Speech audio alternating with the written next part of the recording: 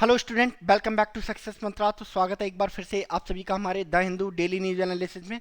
तो आज के द हिंदू एनालिसिस में हम लोग डिस्कस करने जा रहे हैं 8th, 9th, 10th, 11th और 12th अगस्त का द हिंदू। बिकॉज रक्षाबंधन की वजह से लीव्स हो गई थी, दैट इज़ वाई पेंडेंसी बहुत ज़्यादा हो गई। तो चलिए जल्दी से जान लेते हैं कि इन दिनों के द हिंदू में क्या है खास, जो कि एग्जाम पर्सपेक्टिव से बहुत ही ज़्यादा इंपॉर्टेंट है।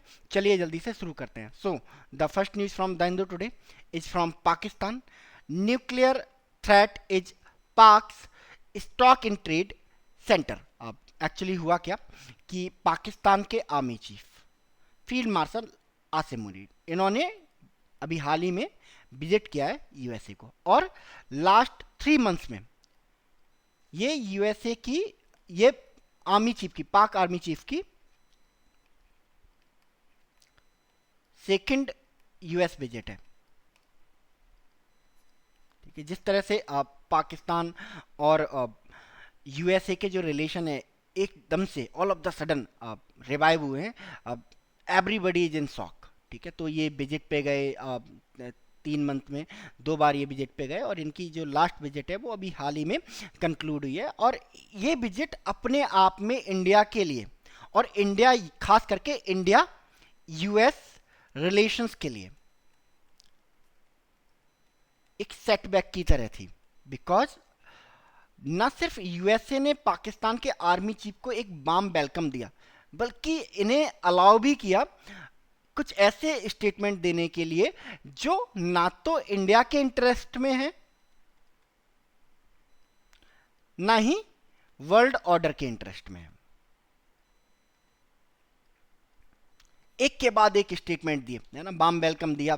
कोई नहीं, वो स्टेट की एक अपना लुकआउट होता है कि वो किसी फॉरेन डिग्नेटरीज को किस तरह का वेलकम देता है। हमारा उसमें कोई इंटरफेरेंस नहीं है, ना ही हमें उस पर कोई आपत्ति है ना। बट जो स्टेटमेंट जनरल आसिम मुनीर ने, पाकिस्तानी आर्मी चीफ ने यूएसए की सॉइल पर दिए, है ना, उस पर सेंटर का रिप्लाई आया है, यूनियन गवर्नमेंट का रिप्लाई आया है। तो इन्होंने विजिट किया यूएसए को, यूएसए की जो सेंट्रल कमांड है आर्मी की, उसको विजिट किया।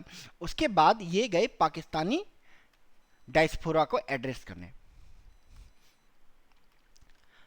डायस्पोरा को एड्रेस करने। यहां इन्होंने इंडिया पाकिस्तान रिलेशंस पे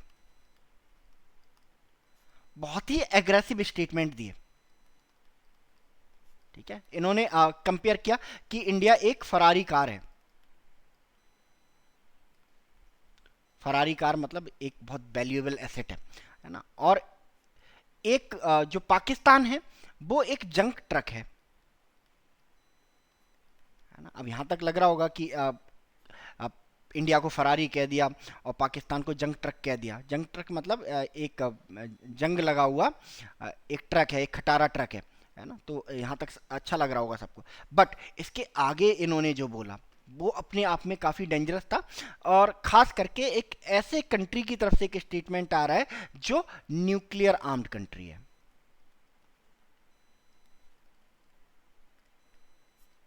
इन्होंने बोला पाकिस्तान, जो इंडिया है वो एक चमचमाती फरारी कार की तरह है, बीएमडब्ल्यू कार की तरह है, और इंडिया जो पाकिस्तान है वो एक जंग ट्रक है। ठीक है, अगर एक फरारी जंग ट्रक से टकरा जाए, है ना, तो क्या रिजल्ट निकलता है। तो इन्होंने बोला कि देखो, जंग ट्रक तो पहले से ही जंग ट्रक है, वो तो खटारा है, पहले से ही पुराना है, बेकार है, जंग लगा हुआ है, खटारा है ना। बट जो फरारी है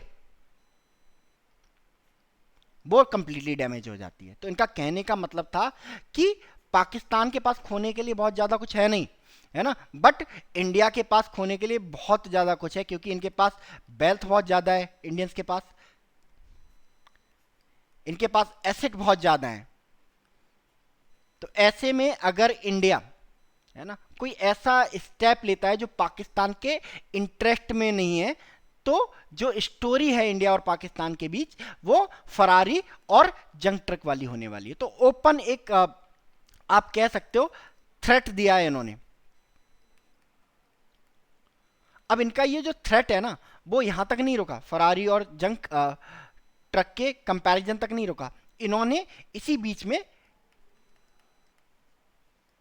न्यूक्लियर थ्रेट भी दे दी। उन्होंने कहा हमारे के पास न्यूक्लियर वेपन है और हम इतनी कैपेबिलिटी रखते हैं कि हम आधी दुनिया, हाफ ऑफ द वर्ल्ड को एलिमिनेट कर सकते हैं।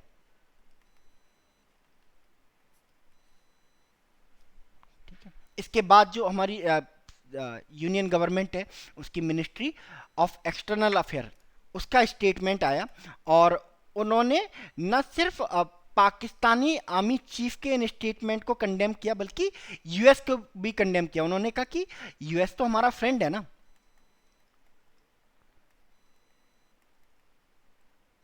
क्या कोई फ्रेंड या किसी फ्रेंड के सामने कोई हमें डिस्ट्रॉय करने की बात कर सकता है? तो इंडिया ने क्लियर कट वर्ड्स में ये कहा है कि ये एक फ्रेंडली जेस्टर नहीं है, एक फ्रेंडली जेस्टर तो बिल्कुल भी नहीं है।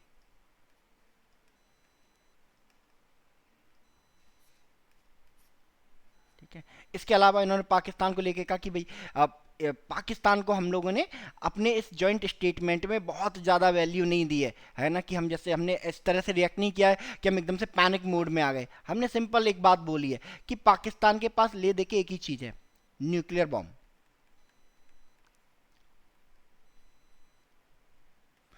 सारी प्रॉब्लम का सॉल्यूशन ये इसी एक चीज़ से करते हैं, ये स्टॉक इन ट्रेड है इनका। इकॉनमी खराब है, न्यूक्लियर बम इस्तेमाल करेंगे, है ना। किसी कंट्री से रिलेशन खराब है, न्यूक्लियर बम का इस्तेमाल करेंगे। ठीक है, पैसे नहीं है, न्यूक्लियर बम का इस्तेमाल करेंगे। मतलब हर चीज का एक ही सॉल्यूशन पाकिस्तान के पास, विच इज न्यूक्लियर बम। तो इसी को बोला है स्टॉक इन ट्रेड। ठीक है, इन्होंने यहां तक बोल दिया था कि Indus valley civilisation, sorry Indus water treaty, Indus water treaty, जिसे अभी हाल ही में पहलगाम अटैक के बाद अबेयंस में डाल दिया है। मतलब सस्पेंड नहीं किया है, बट अबेयंस में डाल दिया है, इग्नोर कर दिया है थोड़ी देर के लिए कि हम नहीं मानते इस ट्रेटी को। ठीक है, तो इसको लेके पाकिस्तान में बहुत ज़्यादा पैनिक है। पैनिक किस तरह का है कि इंडिया इंडस वाटर पे डैम बनाएगा और पानी को इंडिया में रोक लेगा, पाकिस्तान में नहीं जाने देगा। तो इस पर इन्होंने स्टेटमेंट दिया है कि इंडिया एक बार डैम बनाए तो इंडस वाटर, इंडस रिवर पे, है ना, हम उसे क्या कर देंगे, डिस्ट्रॉय कर देंगे।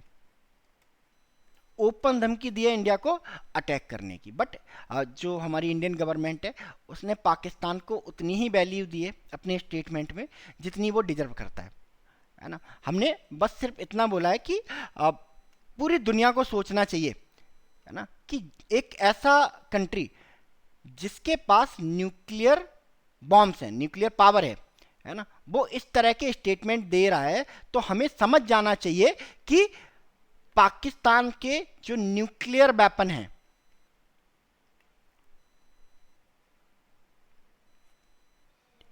वो कितने सेफ हैं। यहां तो मतलब ये तो एक ऐसा कंट्री है जहां कोई अपनी ईगो के लिए न्यूक्लियर बॉम्ब का इस्तेमाल कर सकता है। एक ऐसा कंट्री जिसमें आर्मी पावर को कंट्रोल करती है with the help of terrorist.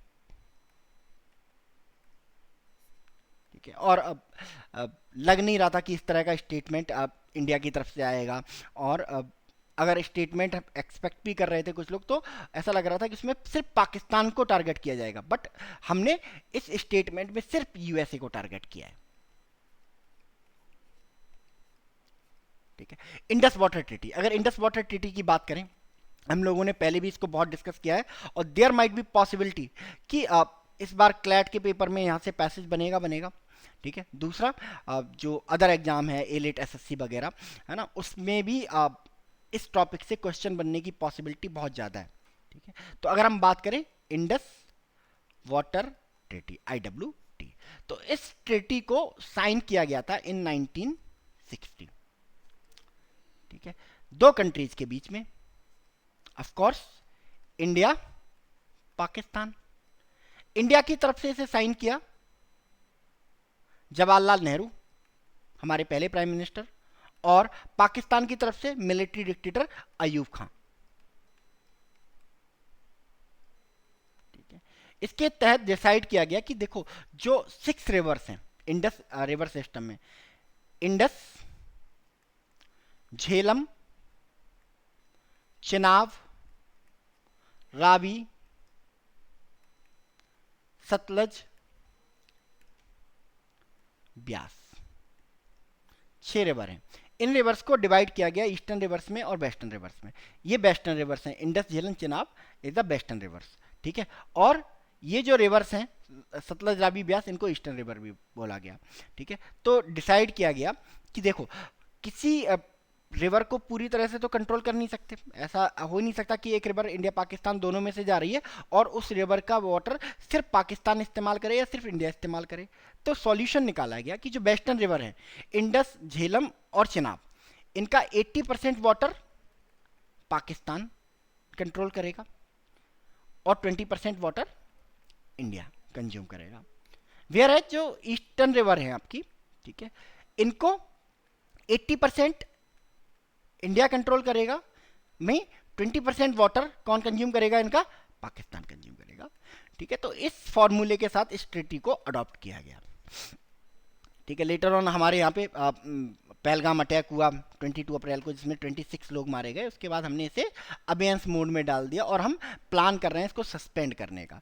That is why Pakistan में एक डर है, एक खौफ है, एक पैनिक है कि कहीं इंडिया ये जो 3 रिवर्स हैं जो पाकिस्तान के हिस्से आती हैं, इन पर डैम बना के इनका पानी नॉर्थ से साउथ की तरफ ना कर दे, है ना। एंड पाकिस्तान में क्या हो जाएगी, इससे एक क्राइसिस खड़ी हो जाएगी, वाटर क्राइसिस, क्योंकि पूरा पाकिस्तान इन्हीं 3 रिवर्स के ऊपर सर्वाइव करता है ना। तो उसी को लेके जो पाकिस्तान के आर्मी चीफ हैं उनका स्टेटमेंट आया है, ठीक है। तो देखते हैं इस पर और इंडिया किस तरह के एक्शन लेता है कि अबेयंस में पड़ी हुई इंडस वाटर ट्रीटी को क्या सस्पेंड कर दिया जाता है,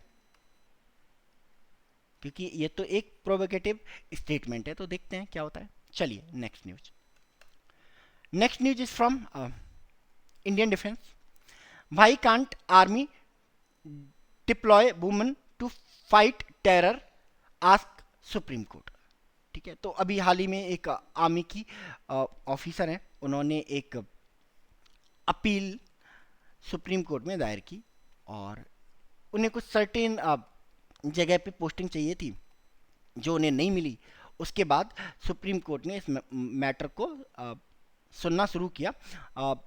हालांकि जो वुमेन के कॉम्बैट रोल को लेके इसमें कोई भी डिबेट नहीं थी, कोई अपील नहीं थी, बट सुप्रीम कोर्ट ने इसे एक्सटेंड करते हुए, है ना, इस एक्सटेंड तक लेके गए हैं कि आर्मी से सवाल पूछ लिया कि क्यों आप अपनी फीमेल सोल्जर्स को डिप्लॉय नहीं कर रहे हैं इन कॉम्बैट पोजीशंस। इस पर पहले भी बहुत डिबेट हो चुकी है, जब आप इंडियन आर्मी के चीफ हुआ करते थे बिपिन रावत, जो हमारे first chief of the defence staff, first CDS भी रहे, ठीक है। कुछ लोगों ने इंडियन आर्मी को लेबल कर दिया as a anti women institution, है ना, बट कुछ सीरियस कंसर्न है फीमेल्स को कॉम्बैट पोस्टिंग देने में, ठीक है। देखो हम जिन 2 एनिमीज के साथ डील करते हैं, पाकिस्तान एंड चाइना, हमारे 2 एनिमीज, है ना, अनफॉर्चुनेटली ऐसे हैं जो किसी लॉ को फॉलो नहीं करते हैं ड्यूरिंग वॉर, वैसे भी किसी लॉ को फॉलो नहीं करते हैं और वॉर के टाइम पे तो और भी फॉलो नहीं करते हैं। For example 1999 Kargil war, captain Saurabh Kaliya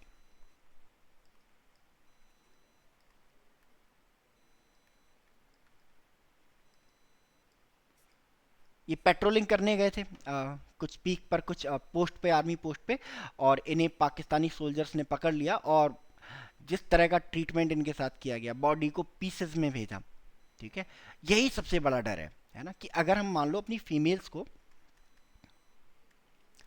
जो हमारी फीमेल्स आर्मी ऑफिसर्स हैं या सोल्जर्स हैं, उनको हम कॉम्बैट रोल में डालते हैं और उन्हें सेम रिस्पॉन्सिबिलिटी देते हैं एज मैन, ठीक है। अगर same incident in female officers के साथ होता है ना, तो आप लेवल ऑफ पेन समझ सकते हो उनकी फैमिली के लिए, पूरी कंट्री के लिए क्या हो सकता है। ऐसे 2 एनिमी जो किसी भी एथिक्स को, किसी भी मोरालिटी को फॉलो नहीं करते हैं, है ना, ऐसे में वो किसी फीमेल आर्मी ऑफिसर को या फीमेल आर्मी सोल्जर को डिटेन कर लेते हैं, है ना, तो कुछ भी हो सकता है ना। तो ये आर्मी का सबसे बड़ा कंसर्न है है ना, एक फीमेल, उसके लिए सबसे बड़ी चीज क्या होती है ना, उसकी रेस्पेक्ट। और हम जिन दो एनिमीज के साथ डील करते हैं उनका सबसे प्राइमरी ऑब्जेक्टिव क्या होता है, रेस्पेक्ट को हर्ट करना।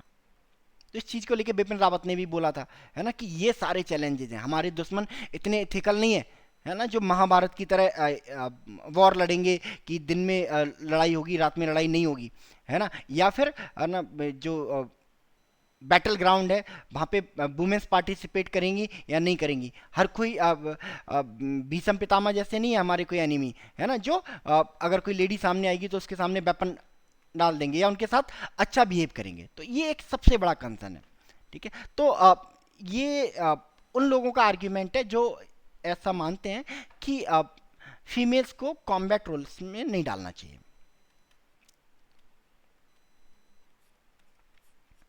ठीक है। एक दूसरा आर्ग्यूमेंट है ना, एक दूसरा आर्ग्यूमेंट ये है कि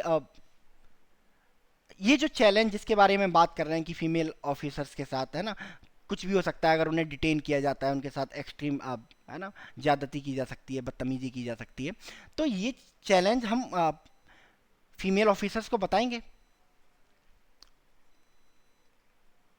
कि अगर, है ना, वॉर टाइम में अगर आपको डिटेन कर लेते हैं तो आपके साथ ये सिनेरियो हो सकते हैं। ठीक है। इसके बाद अगर फीमेल सोल्जर एग्री है ना, तो उसे पोस्टिंग दे दी जाएगी कॉम्बैट रोल में।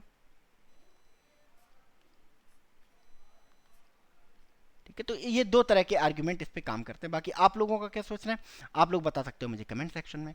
चलिए नेक्स्ट न्यूज की तरफ मूव करते हैं। Next news is from Baloch liberation army. Baloch liberation army termed foreign terror group by US, है ना। तो अभी हमने डिस्कस किया पाकिस्तान के आर्मी चीफ यूएस की विजिट पे हैं और एक वार्म वेलकम उनको दिया गया। और उनकी विजिट के टाइम पे ही बलूचिस्तान का एक फाइटर ग्रुप जिसका नाम बीएलए, बलूच लिबरेशन आर्मी है, इसको यूएसए ने डिक्लेयर कर दिया एफटीजी, फॉरेन टेरर ग्रुप।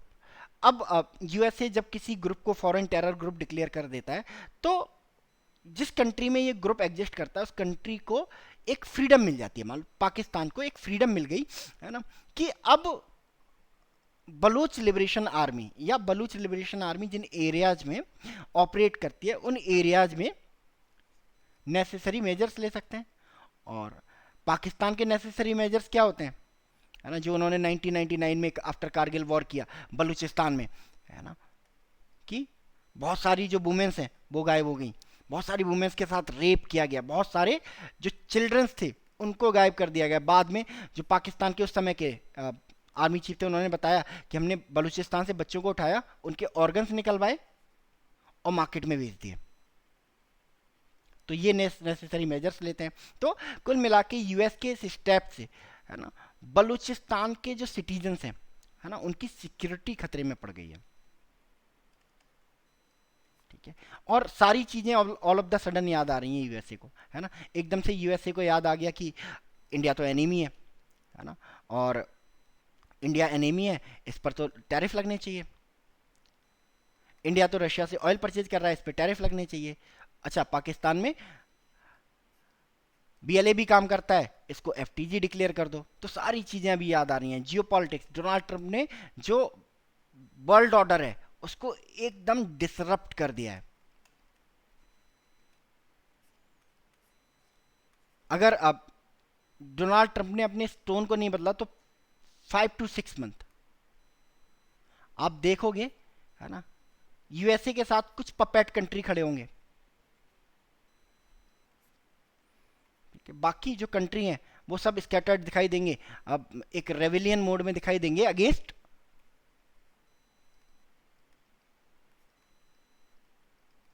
यूएसए। ठीक है। अगर बात करें बीएलए की, बलूचिस्तान की, तो कहां है ये बलूचिस्तान?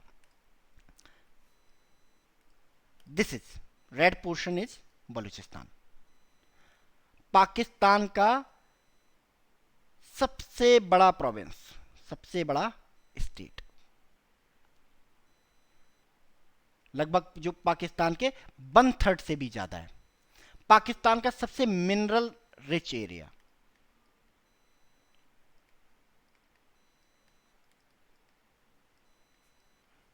ठीक है, बहुत सारे मिनरल्स एक्सप्लोर कर लिए गए हैं और बहुत सारे मिनरल्स अनएक्सप्लोर्ड हैं। ठीक है, तो एक्चुअली जब इंडिया पाकिस्तान का पार्टीशन हुआ तो बलूचिस्तान एक ऑटोनॉमस रीजन हुआ करता था।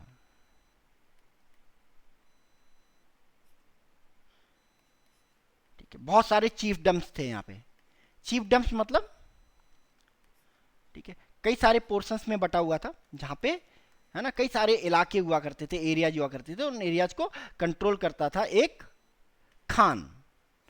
तो ऐसे ही एक कलात नाम का चीफडम था जहाँ खान ऑफ कलात रहते थे, है ना। खान ऑफ कलात आप कह सकते हो बलूचिस्तान की सेंट्रल अथॉरिटी थे, यानी कि जितने भी एरियाज थे, जितने भी चीफडम्स थे, रिपोर्ट करते थे खान ऑफ कलात। तो खान ऑफ कलात को फोर्स किया गया, है ना, टू मर्ज विद बलूचिस्तान। उसके बाद बलूचिस्तान में एक रेविलियन शुरू हो गया एंड बलूचिस्तान में किसकी मांग की जाती है? इंडिपेंडेंस की, है ना। बलूचिस्तान का टेक क्या रहता है कि हम ना तो इंडिया का पार्ट थे, और जब हम इंडिया का पार्ट नहीं थे तो हम पाकिस्तान का पार्ट कैसे हो गए? ठीक है, तो हम पाकिस्तान से इंडिपेंडेंट होना चाहते हैं। लेटर ऑन इन 2011 एक रेबल ग्रुप खड़ा हुआ है जिसका नाम बलूच लिबरेशन आर्मी है। ठीक है, एक ऑर्गेनाइज वे में काम करते हैं। इनकी बहुत सारी ब्रिगेड हैं, जैसे एक इनकी ब्रिगेड है मजीद ब्रिगेड, मजीद ब्रिगेड, जो प्योर सुसाइड स्क्वाड है। प्योर सुसाइड स्क्वाड है, यानी कि जो सुसाइड बॉम्बर्स होते हैं वो इस ब्रिगेड के अंदर रखे जाते हैं। ठीक है, तो नो डाउट अब यूएसए के स्टेप के बाद बलूच लिबरेशन आर्मी को जो एज मिल रही थी बलूचिस्तान में, है ना, जिस तेजी से बलूचिस्तान अपनी इंडिपेंडेंस की तरफ बढ़ रहा था, उस मूवमेंट को एक जॉल्ट लगने वाला है। क्योंकि इस डिक्लेरेशन के बाद पाकिस्तानी आर्मी, है ना, बलूचिस्तान में वो सब करेगी जो इनह्यूमन है। देखते हैं बाकी आगे क्या होता है। चलिए next news. Next news is from India ASEAN. India ASEAN officials to begin fresh round of talks to review trade agreement today, है ना। तो जब से इंडिया पर 50% का टैरिफ आया है, इंडिया अपने प्रोडक्ट के लिए नए नए मार्केट एक्सप्लोर कर रहा है ना। उन्हीं में से एक मार्केट है आसियान। आसियान आसियान को हमेशा हमने एक मार्केट की तरह ही देखा है ना, बिकॉज अब आसियान के साथ हमारी कोई राइवलरी नहीं है। आसियान कोई एंटी चाइना ग्रुप नहीं है ना। और आसियान ऐसा कोई कॉन्फ्लिक्ट जोन नहीं है जहां हम अपने वेपन बेच सकें। तो हम इसे अपने एक इकोनॉमिक मार्केट की तरह देखते हैं। और बहुत टाइम से हम एक एफटीए करना चाहते हैं इनके साथ में, फ्री ट्रेड एग्रीमेंट, है ना, जिसको एक नाम भी दिया है, ASEAN India trade in goods agreement. इसको एटीगा भी बोलते हैं। ठीक है, तो इस पर बातचीत चल रही है, बट नेगोशिएशंस हो नहीं पा रहे थे इंडिया की वजह से, है ना। इंडिया ने जब एक ड्राफ्ट तैयार भी हुआ था एटीगा का, तो इंडिया ने क्या बोल दिया था, इसको गार्बेज बोल दिया था कि ये एक गार्बेज है। और इस तरह से अगर इस एग्रीमेंट को साइन किया, है ना, तो आसियान हमारे लिए कुछ और नहीं बल्कि एक और चाइना बन के खड़ा हो जाएगा। ठीक है, और आसियान हम काम करेगा इंडिया के लिए as the B team of China. क्योंकि अगर ये एग्रीमेंट साइन हुआ तो इसके बाद जो चाइना है वो अपना जो गुड्स एंड सर्विसेज हैं वो आसियान कंट्रीज के रास्ते कहाँ भेजेगा?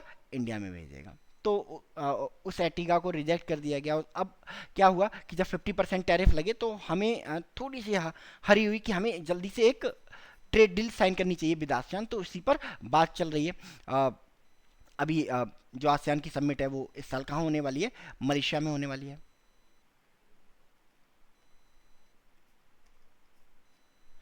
तो मलेशिया में होने वाली है। मलेशिया के किंग से भी हमारे प्राइम मिनिस्टर ने बात की है और इस डील को जल्दी से जल्दी फास्ट मोड में फाइनलाइज करने की बात हुई है। ठीक है, अगर जैसे बात करें अभी इंडिया और आसियान के ट्रेड की, तो अभी इंडिया का आसियान के साथ ट्रेड डेफिसिट है ना। हम एक्सपोर्ट करते हैं $34.2 बिलियन का, ये तो हमारा एक्सपोर्ट है। वेयर हम इंपोर्ट कितने का कर रहे हैं, 47.1 बिलियन का। तो इस तरह से लगभग हमारा $13 बिलियन का ट्रेड डेफिसिट रहता है आसियान। ठीक है, तो यही हमारे लिए सबसे बड़ी चिंता की बात है ना। दैट इज वाई हम एक ऐसा एटीगा बनाना चाहते हैं, एक ऐसी ASEAN India goods trade agreement sign करना चाहते हैं जो आसियान के लिए भी बेनिफिशियल हो और इंडिया के लिए भी बेनिफिशियल हो। तो देखते हैं क्या निकल के आता है इसमें। आसियान की अगर बात करें, है ना, तो one of the oldest, one of the finest group the world ever have, इसको बनाया गया था 1967 में। Purpose pure business, pure economy, economy के अलावा कोई बात होती नहीं है यहाँ पे। मेंबर्स कितने हैं इसके, 10 मेंबर्स हैं, है ना। Indonesia, Malaysia, Philippines, Singapore, Thailand, ठीक है, Brunei, Vietnam, Laos, Myanmar, Cambodia. ठीक है, मोटो क्या है इसका, one vision, one identity, one community. Secretariat headquarter कहाँ पे है इनका, जकार्ता, जो कि कैपिटल है इंडोनेशिया की। ठीक है, चलिए नेक्स्ट। इंडिया में जो एशियाटिक लॉइंस हैं उनकी पॉपुलेशन एकदम से राइज कर दी है, तो एक इंडिया के लिए ह्यूज विक्ट्री है on the front of ecosystem, environment and ecology. India has set an example in lion conservation minister, है ना। तो इंडिया की जो लॉइन पॉपुलेशन है 674 हुआ करती थी 5 ईयर बैक। ठीक है, अभी जब ये लॉइन सेंसस दोबारा से कराया गया तो इसमें ये जो पॉपुलेशन है बढ़ के 891 हो गई इन 2025। ठीक है, अब हमने ये जर्नी कब से स्टार्ट की थी, जब ये एशियाटिक लॉइन, है ना, ये एशियाटिक लॉइन हमारे लिए क्या हुआ करते थे, है ना, एक सरप्राइज हुआ करते थे। 1989 में सिचुएशन ये थी कि इस तरह की खबरें निकल के आती थी, इस तरह की न्यूज़ प्रिंट होती थी मीडिया में कि एशियाटिक लॉइन को देखा गया, है ना। बट अब जो एशियाटिक लॉइन है कोई रेयर एनिमल नहीं रहा, हमने इनकी पॉपुलेशन को अच्छे से ग्रो किया है। ठीक है, बहुत सारे हमने लॉइन प्रोजेक्ट चल रहा है। ठीक है, हम बिग कैट अलायंस का पार्ट है।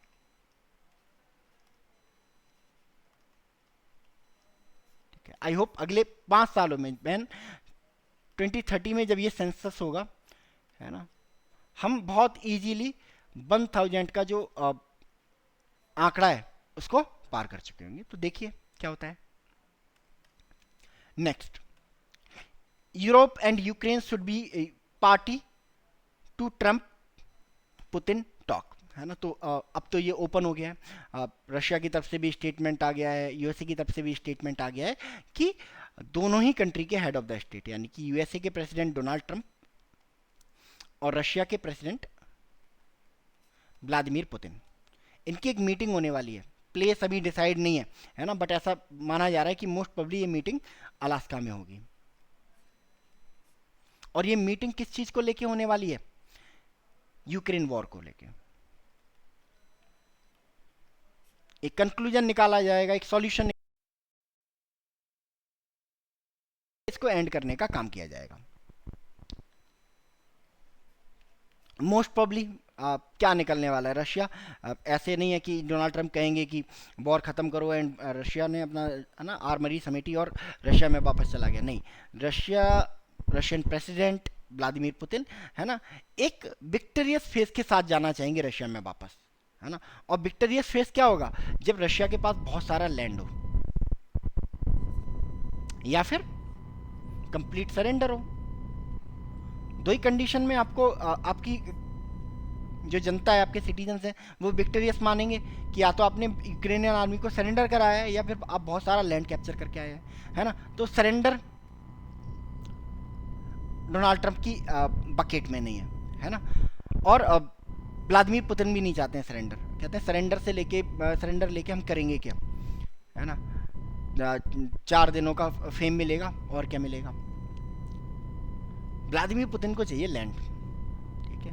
और मोस्ट प्रोबेबली ये होगा कि जो टेरिटरीज, 3 तरह की टेरिटरीज हैं बेसिकली इस वॉर के टाइम पे। एक रेड टेरिटरीज हैं जो फुल्ली रशिया कंट्रोल करता है, ठीक है, और कुछ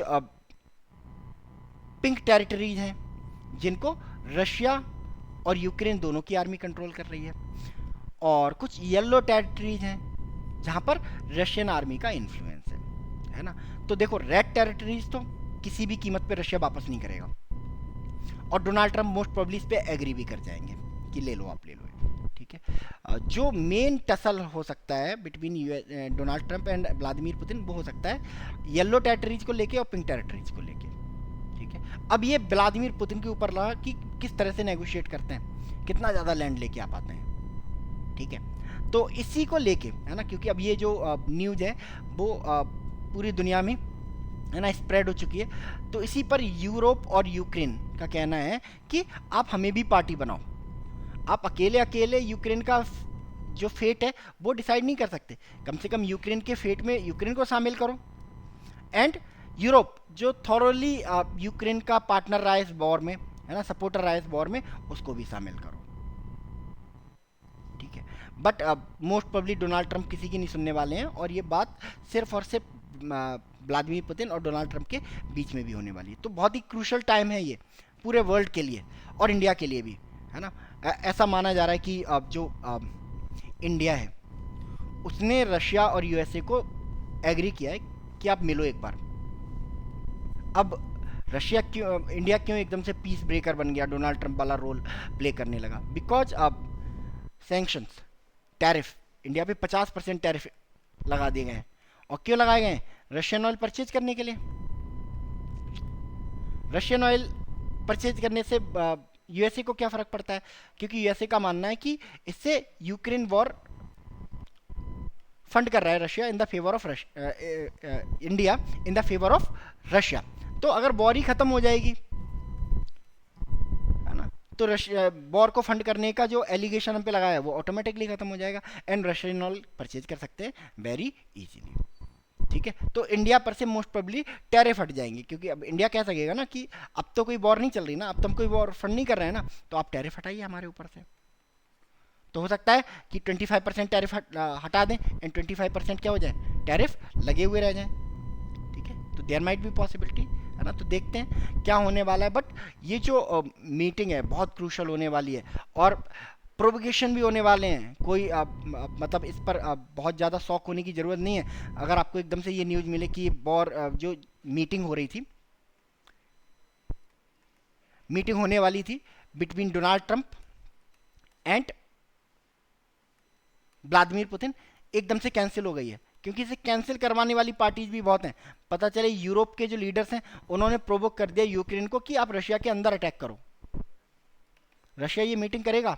कभी भी मीटिंग नहीं करेगा, ठीक है। तो देखते हैं, है ना, फिंगर क्रॉस्ड, आई होप सब अच्छा हो। तब तक आप मेरे को कमेंट सेक्शन में जरा बताओ कि जो यूक्रेन है ना, यूक्रेन, यूक्रेन की कैपिटल क्या है? What is the capital of Ukraine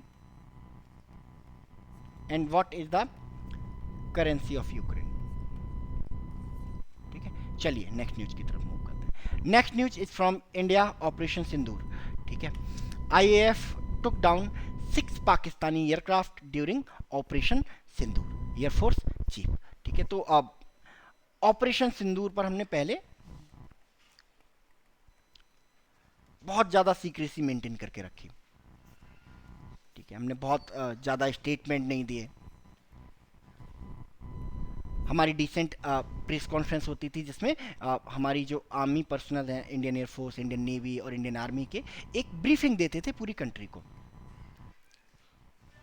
और बहुत ही प्रोफेशनल वे में, ठीक है। एंड इसके बाद अब इसमें यूएसए की एंट्री होती है, यूएसए का क्रेडिट वॉर शुरू हो जाता है कि हमने इस वॉर को रुकवाया है। देन पाकिस्तान की तरफ से एक प्रोपेगेंडा स्टार्ट हो जाता है कि, है ना, इंडिया ने कोई चीज़ हिट नहीं की, हमें कोई नुकसान नहीं हुआ, है ना। तो इसके बाद जो अपोजिशन है इंडिया में वो क्वेश्चन रेज करने लगती है कि आप इन चीज़ों के जवाब दो। तो फाइनली अब जो इंडिया है, इंडियन गवर्नमेंट है, उसने इन क्वेश्चंस को आंसर करना शुरू कर दिया है। और इसी रो में जो हमारी इंडियन एयरफोर्स के चीफ हैं, है ना, इन्होंने बताया है विद प्रूफ, ये देखिए पीछे प्रोजेक्टर पे प्रूफ भी दिखा रहे हैं। इन्होंने बताया कि हमने 6 आईएएफ के जो पाकिस्तानी एयरफोर्स के जो प्लेन हैं, उनको शूट डाउन किया, जिसमें 500 फाइटर जेट थे, एक आपका कह सकते हो एक रडार एयरक्राफ्ट था, है ना। इसके साथ इन्होंने बताया कि हमने कौन कौन से एयर बेस को हिट किया है ना। शहबाज पीएफ बेस की बात कर रहे हैं ये, बिफोर अटैक, आफ्टर अटैक, ठीक है। तो अब पाक इंडिया की तरफ से एक एग्रेसिव कंपेन किया जाएगा इन द, है ना, in favour of operation Sindoor, ठीक है। चलिए next news is from SCO China. China welcome PM's plan visit to SCO summit, है ना। तो हमारे जो प्राइम मिनिस्टर नरेंद्र मोदी हैं, है ना, वो चाइना को विजिट करने वाले हैं, मोस्ट प्रॉब्ली, अभी कंफर्म नहीं है। और ये विजिट पूरे 8 साल के बाद होने जा रही है, तो अपने आप में बहुत इंपॉर्टेंट विजिट है ना। और यूएसए ने हम पे 50% टैरिफ लगाए हुए हैं, तो उस कंटेस्ट में ये और भी ज़्यादा इंपॉर्टेंट हो जाती है ना।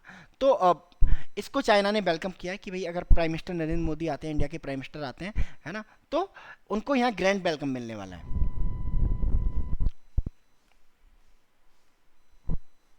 ठीक है। अब पर्पज क्या है वहाँ पे जाने का? एससीओ की मीटिंग, संघाई कोऑपरेशन ऑर्गेनाइजेशन। क्या है ये संघाई कोऑपरेशन ऑर्गेनाइजेशन? संघाई कोऑपरेशन ऑर्गेनाइजेशन एक ग्रुप है, ठीक है, जिसमें अभी तक 10 कंट्री शामिल हो चुके हैं, ठीक है। 1996 में इसको बनाया गया था, S5 के नाम से, संघाई 5 भी कहते थे। लेटर ऑन इसमें और मेंबर्स भी जुड़ते गए, है ना। फाइनली अभी जो नया मेंबर है बेलारूस है, जिसने 2024 में एससीओ को ज्वाइन किया है, ठीक है। बाकी इंडिया के साथ Pakistan, Iran, China, Russia, Kazakhstan, Kyrgyzstan, Tajikistan और उज्बेकिस्तान, ये इसके मेंबर हैं। इसके अलावा 3 ऑब्जर्वर स्टेट हैं एंड 6 डायलॉग पार्टनर्स हैं। चलिए next news is from justice Varma. SC dismiss HC जज challenge hold that in house inquiry procedure has legal sanction, ठीक है। तो जस्टिस यशवंत वर्मा, ठीक है, टॉक ऑफ द टाउन है, और इनकी वजह से बोला जाता है कि जो हमारे वाइस प्रेसिडेंट हुआ करते थे जगदीप धनखड़, उन्होंने रिजाइन कर दिया इन्हीं के इशू पे, है ना, नोबडी नोज, ठीक है। तो जो हमारे ex chief justice of India थे, है ना, इससे पहले BR गवई से पहले संजीव खन्ना, उन्हीं के टेन्योर में जस्टिस यशवंत वर्मा एक्सपोज हुए थे। इनके घर में आग लग गई थी, लेटर ऑन जब फायर ब्रिगेड गई थी तो उसे बहुत सारे करेंसी नोट मिले हुए थे जो आधे जले हुए थे, है ना। तो उसके बाद पूरे सोशल मीडिया पे, है ना, ह्यू एंड क्राई मच गया कि अगर किसी पॉलिटिशियन के यहाँ इतना करेंसी निकलती तो सुप्रीम कोर्ट के डिसीजंस आने लगते एंड सारी एजेंसियाँ एक्टिवेट हो जाती, बट सुप्रीम कोर्ट के जज के यहाँ नोट निकले हैं तो कोई कुछ नहीं कहेगा।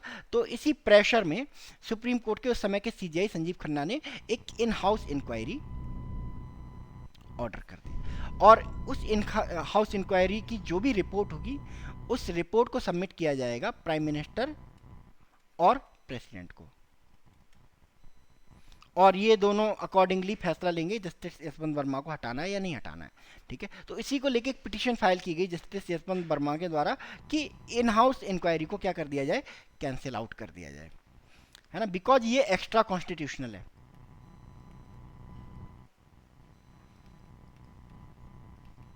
एक्स्ट्रा कॉन्स्टिट्यूशनल है ना, क्योंकि एक्स्ट्रा कॉन्स्टिट्यूशनल इसलिए है बिकॉज जजेस को हटाने की जो पावर है वो किसको दी गई है, पार्लियामेंट को दी गई है। बट इन हाउस इंक्वायरी क्या कह रही है, अब 2 जज हाई कोर्ट के जज होंगे, एक अनदर जज होगा, ये मिलके एक इंक्वायरी करेंगे और उस इंक्वायरी की रिपोर्ट देंगे प्राइम मिनिस्टर प्रेसिडेंट को, और prime minister president justice Yashwant Verma को हटा देंगे। तो इसमें पार्लियामेंट का रोल क्या हो जाता है, डिमिनिश हो जाता है। दैट इज वाई हम चाहते हैं कि हमारे अगेंस्ट इम्पीचमेंट मोशन लाया जाए पार्लियामेंट में, इन पार्लियामेंट, है ना। ये जो इन हाउस इंक्वायरी है इसको कैंसिल आउट कर दिया जाए। तो इसी को लेके सुप्रीम कोर्ट ने डिसीजन दिया है और उन्होंने कहा कि नहीं, ये कोई एक्स्ट्रा कॉन्स्टिट्यूशनल नहीं है, ये एक लीगल सैंक्शन है ना, और ये एक टूल है जिसके थ्रू जुडिशरी अपने अंदर आई हुई खामियों को, अपने, है ना, अंडर काम कर रहे लोगों को पनिश करने की पावर रखती है।